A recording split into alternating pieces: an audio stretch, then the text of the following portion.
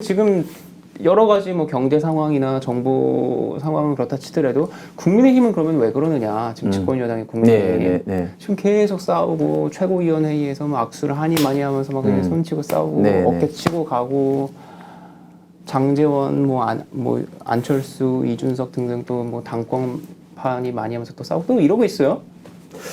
저는 참 이 점이 뭐 저희들 내부적으로도 참 이게 반성이 되는 부분인데 최고위에서 최근에 방금 말씀하신 그런 사태 같은 경우는 정말 다시는 저는 좀 일어나지 않았으면 좋겠다. 최고위가 당 의사 최고 결정 기구로서 모든 은행 하나하나가 참 조심해야 되는데 좀 그런 점에 대해서는 정말 당 일원으로서 국민들께 죄송하기도 하고 한데 또 이런 점도 좀 이해 좀 해주시면 좋을 것 같은데 저희가 국민의힘이 지금 나름대로는 각 분야에서 윤석열 정부를 성공시키기 위해서 우리 대한민국 미래에 있어서 사실은 지금 국회가 원구성되기 전입니다만은 활발하게 여러 가지 지금 활동을 많이 하고 있습니다. 당 차원에서도 그렇고 각 개별 의원 차원에서도 그렇고 조금 전에 이야기하신 것처럼 뭐 예를 들면 저 같은 경우 각종 세미나를 통해서 개선의 방향이라든지 뭐 또 뭐 보도자료를 이렇게 하고 있는데 사실은 그런 것들은 언론에 부각이 안 돼요. 그렇죠. 지금 언론에 집중적으로 부각되는 거는 이준석 대표 그리고 그 주변에 관련된 어떤 그런 사항들. 그쵸. 일부 뭐 또 권성동 원내대표. 이게 참 이게 참 저희들로서도 참 이렇게 답답한 또 현실입니다. 참 그렇죠. 근데 어쨌든 지금 말씀하셨던 이렇게 뉴스에서도 그렇고 언론에서도 그렇고 그런 게 크게 다뤄질 수밖에 없는 게 사실은 지금 윤리위원회가 저는 좀 문제다라고 보거든요. 어떤 그 문제에 있어서의 그 가부를 빨리 결정을 하든가 뭐 징계를 할 거면 빨리 결정하든가 해야 되는데 그거를 2주를 또 끌었잖아요. 지금 7월 7일이죠? 이거 끄는 거가 당과 정부에 부담 주는 거 아닌가요? 제가 생각할 때도 윤리위원회가 물론 이제 뭐 심사숙고하기 위해서 좀 뭐 결정을 연기한 뭐 측면도 있겠으나 말씀하신 것처럼 이런 식으로 가는 것은 결코 윤석열 정부나 당을 위해서 도움이 안 됩니다. 그렇죠. 그래서 빨리 결정을 좀 내려 좀 주셨으면 좋겠어요. 제가 볼 때는 이준석을 스크래치를 한껏 내갖고 정치적인 이런 상처를 크게 주고 싶은 사람들만 듣고 오는 것 같아요. 그게 아닌 사람들, 그게 아닌 뭐 정치나 정부는 다 피해보는 거죠. 이렇게 계속 질질 끌면. 뭐 이거는 뭐 이준석 대표뿐만 아니라 당과 정부에도 다 피해를 보는 거죠. 근데 사실 이게 좀 당권 싸움도 있긴 있잖아요.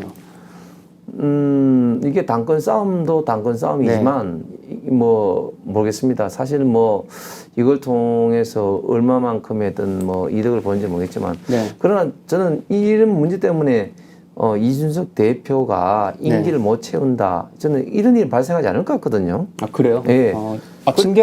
징계가 뭐 이렇게 세게는 안 나올 것 같다고 제가 볼 보시는 때는 확실한 어떤 증거도 없고 수사 결과도 안 상태에서 그렇게 한다는 것은 제가 볼 때는 쉬운 결정 아닌 것 같고 물론 뭐 이준석 대표는 뭐 경고도 받아들이기 힘들다 뭐 이런 표현을 썼습니다만은 어떤 그 징계 수위는 모르겠지만 어쨌든 이런 어떤 윤리의 어떤 그런 행태는 제가 볼 때는 바람직하지 않다. 그런데 또 어떻게 보면은 좀 뭐 긍정적으로 해석하면 우리 당이 그만큼 지금 민주화됐다고도 보는 겁니다. 어떻게 보면 굉장히 옛날 당 대표가 임명하는 윤리위원장이 이런 결정을 한다는 게 상상이나 할 수 있었겠습니까?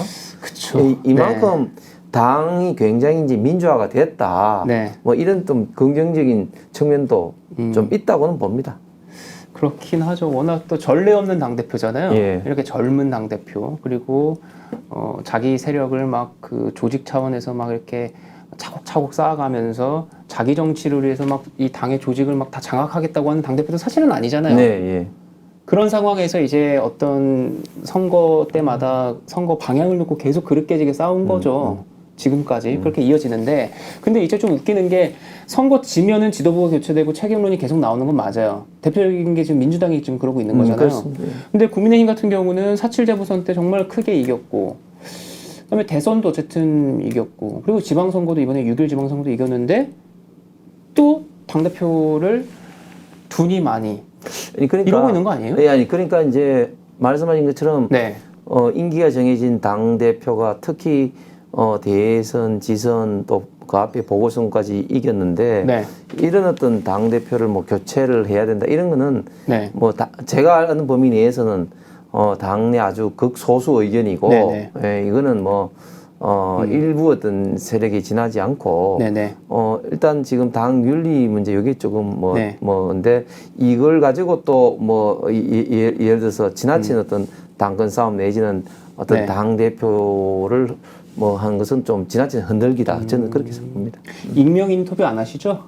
익명 인터뷰는 안 합니다. 저는. 예. 이준석 대표가 익명 인터뷰하는 거에 학을 떼가지고 네. 그래서 참 그 얘기 많이 하는데 익명 인터뷰하는 사람들 뭐 이러면서 아주 학을 떼는데 근데 이제 어제는 이게 뭐 해프닝으로 마무리가 되는 것 같긴 합니다. 김정재 의원이 SBS 나가서 혁신위의 5명, 혁신위원 5명을 이준석이 꽂은 거다 이렇게 얘기했다가 이제 이준석 대표가 그 5명 대라 책임져라 이러면서 또 붙었단 말이죠. 익명이 아니라 대놓고 나와서 혁신위원 5명을 이준석 대표가 꽂았다라고 얘기했다가 지금 최재형 혁신위원장도 그런 말 하지 말라는 식으로 또 조금 좀 전선이 커졌어요. 파악하고 계세요? 예, 그 김정재 의원이 그 말씀한 거는 뭐 제가 볼 때는 사실이 아닌 것 같고. 네. 주워 담으셨나요, 본인도? 주워 담은 건 제가 잘 모르겠습니다. 네네네. 그런데 이제 혁신위는 이제 그 최고위원들이 네. 이제 한 명씩 추천해서 지금 이제 그랬죠. 예, 구성이 지금 된 거기 때문에 네. 뭐 당대표가 일방적으로 5명을 뭐 내려 꽂았다 뭐 이거는 좀 아닌 것 같습니다. 그러면서 이제 이 혁신위를 계속 이제 흔드는 분들이 이준석의 사조직이다, 혁신위가. 지금 계속 그러고 있는 거예요. 사실 이제 김정재 의원도 그런 얘기를 하면서 이준석의 사조직이다라고 한 거거든요. 이준석 사람들이 많이 들어가 있다고. 근데 파악하시기에는 이준석의 사조직이다라고는 얘기할 수 없다는 거죠, 혁신위가. 이게 뭐 당 대표와 최고위원회 추인을 거쳐서 이제 만들어진 게 어떻게 사조직이 되겠습니까? 저는 이런 발상 자체가 좀 이상한 네. 거고 당 대표가 뭐 예를 들어서 최고위원회하고 네. 관계없이 뭐 이렇게 비밀 내는 그건 사조직이 될 수 있겠죠. 네. 공개적으로 진행을 하면서 최고위원회 의견을 받은 네. 것이 사조직이라면은 뭐 모든 게 사조직이 되는 거죠. 뭐 공조직이 어디 있습니까? 그러면. 예. 근데 결국에는 지금 지금 이 국회에서 결국엔 가장 관심 갖는 게 가장 또 싸우기가 좋은 또 주제이기도 한 게 혁신위에서 공천 룰을 다룰 거냐 말 것이냐 어떻게 다룰 것이냐 이제 이거거든요. 역시 이제 현역 의원이시기도 하니까 혁신위가 공천 룰을 어떻게 다루느냐에는 관심이 있으시잖아요, 그죠? 그렇죠. 예. 근데 그거에 대한 어떤 당내 시선이랄까 이제 이런 거는 어떤가요? 그 내부 분위기 뭐 이런 거. 뭐 제가 뭐 전체를 네. 말할 수는 없겠지만, 네네.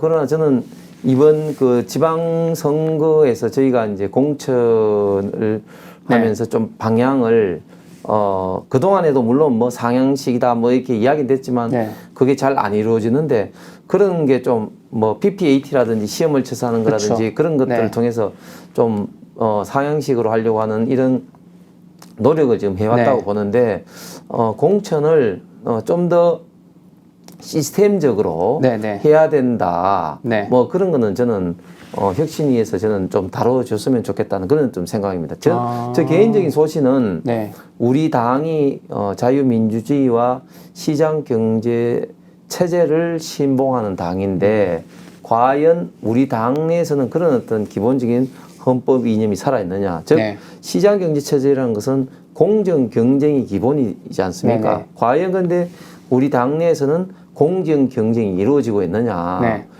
말로만 그렇게 했다가 항상 뭐 이렇게 뭐 전략 공천이나 단수 공천 이름으로 왕왕 내려 꽂은 거죠. 네. 그래서 이번에도 혁신위에서 논의해야 될 것은 당 대표가 누가 되든지 간에 합리적인 어떤 공천 좀 시스템이 좀 네. 이루어져서 좀 예측 가능한 공천. 그래서 의원들이라든지 이걸 희망하는 분들이 거기에 맞는 어떤 노력을 하는 네네. 그런 좀 환경이 좀 이루어져야 된다. 그리고 또 혁신위가 뭐 공천뿐만 아니라 여러 가지 어떤 당의 체제를 위한 어떤 그런 어떤 논의를 하는데 네. 저는 이준석 대표가 저희가 비록 선거에 이기지만 좀 더 우리 당이 혁신하는 이런 모습을 진정으로 보여줄 때 어떤 국민으로부터 좀 지지를 받는다고 생각을 합니다. 그래서 이준석 대표가 잘한다라고 한 분들은 말씀하셨던 대로 이런 혁신이랄지 이런 것들을 선수 쳐서 참 잘한다, 민주당보다도. 그래서 또 좋게 보는데, 또 안 좋게 보는 분들은 이준석은 선거에 별 도움도 안 됐고 또 자기 자신이 개인이 돋보이는 일만 하면서 갈등 유발한다, 뭐 이런 식으로 보는 분들 많으세요. 정치 스타일이 그렇다 이러면서. 실제로 국민의힘 내부에도 이제 그런 분들 계시잖아요. 그런 분들이 있죠. 그리고 네. 그런 어떤 부정적인 시각을 또 초래한 것도 이준석 대표의 네. 잘못도 있습니다. 가출을 2번이나 하고 그런 부분은 분명히 있죠. 네. 그래서 절체절명의 순간에 당 대표로서의 어떤 안정감을 보이지 못하고 윤석열 대통령 당시 후보가 울산까지 내려가서 다시 집 나간 아이를 찾아오는 것처럼 그래서 다시 화해를 하고 이런 부분이 사실은 우리 지지층의 일부로부터는 여전히 부정적인 시선을 받고 있는 것도 사실입니다. 그러나 결국은 결과가 중요하지 않습니까? 결과가 아까 말했듯이 세 개 중요 선거를 다 이겼고 거기에서 분명히 당대표로 저는 큰 역할을 했다고 봅니다. 2030의 어떤 젊은 지지층은 물론이고 적절할 때 어떤 이슈 파이팅을 한 그런 어떤 면은 제가 볼 때는 이준석 대표의 분명한 큰 역할이고 결과가 그렇게 도출하는 어떤 그런 면에서는 분명하게 평가를 좀 해줘야 된다. 그런데 이제 이런 어떤 혁신이가 어떤 과연 자기 사람 심을 거냐 아니면 당 체질을 좀 근원적으로 이게 바꾸는 어떤 그런 어떤 좋은 어떤 모티브가 될 거냐 이런 부분에 대해서는 혁신이가 진행하는 과정에서 꾸준하게 계속해서 이렇게 그 견제 내지는 또 평가가 될 거기 때문에 그건 그때 가서 보면 되는 거지. 이걸 처음부터 막 혁신이를 흔들고 하는 것은 저는 하등에 도움이 안 된다고 봅니다. 지금 만약입니다. 가정을 하는 거예요. 이준석 대표에 대해서 윤리위에서 징계를 세게 때려서 좀 이제 제가 뭐 이렇게 직간접적으로 듣기에는 경고도 아니고 당원권 정지인데 그거를 몇 달에서 아니면 1년까지 그 있지 않습니까? 그 당원권 정지 그 기간을 정하고 있다.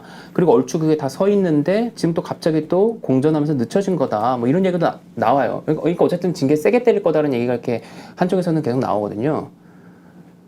이준석 대표는 경고도 받아들일 수 없다라고 했지만, 그래서 만약에 윤리위에서 이준석 대표에 대한 징계를 좀 세게 때려서, 경고도 아니고 그 위로 때려서 이준석 대표가 당대표를 던지고 나오면 당은 혼란으로 가는 거죠? 이제 절차가 이제 윤리위가 결정을 하면 이제 최종적으로 이제 최고위에서 추인을 이제 하는 거죠. 그렇죠. 물론 이제 당 대표이기 때문에 본인은 이제 그 추인 절차에서 이제 빠지게 될 거고.